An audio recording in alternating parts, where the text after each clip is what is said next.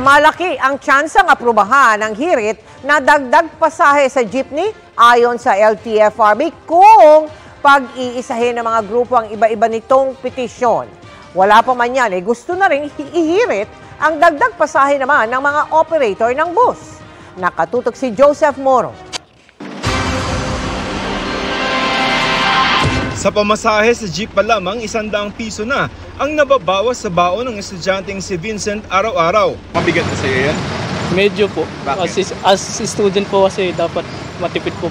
Paano pa kaya kung aprubahan ang inihihirit na pisong provisional na dagdag sa pamasahe ng Pasang Mazda? Bitin na raw ang kita nila sa tila walang preno na raw kasi na pagtaas ng presyo ng krudo. Yung piso provisional, then kung tataas pa hanggang December, we will ask for another 1 peso increase na naman siguro. Sa ngayon, 58 hanggang 72 pesos na ang kada litro ng diesel. Kung bumaba naman daw dyan, ibabalik nila ang pamasahe sa dati. Para mabawi lang tayo, mag-give and take situation lang kailangan natin dito. Payo naman ng LTFRB pag-isahin na ang petisyon nila at ang hiling ng ibang grupo na dagdag 2 piso naman sa pamasahe sa jeepney. Kami mismo ay nahihilo kung ano talaga ang kagustuhan. Isa na lang po yung didesisyonan namin.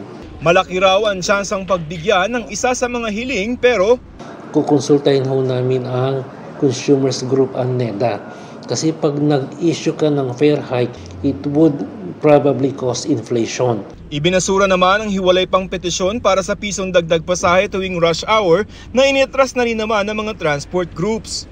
Ayon sa Land Transportation, Franchising and Regulatory Board o LTFRB, kung mapag-iisa ng mga grupo ng mga jeep ang kanilang petisyon, pinakamaaga na makapagdedesisyon ng LTFRB kung tataasan ng pamasahe o hindi ay sa susunod na linggo. Ngayon pati mga bus sa Metro Manila at sa probinsya hihirit na rin daw ng dagdag bagaman iniisip pa nila kung magkano.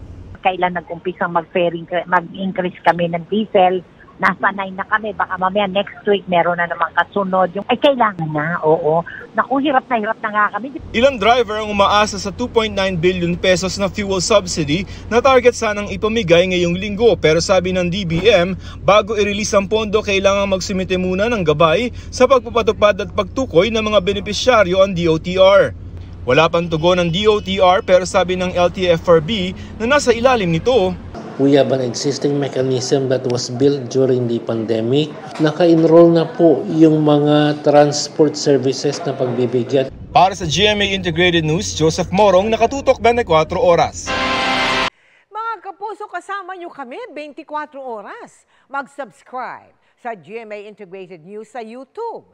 Sa mga kapuso abroad, bisitahin ang GMA Pinoy TV at www.gmanews.tv.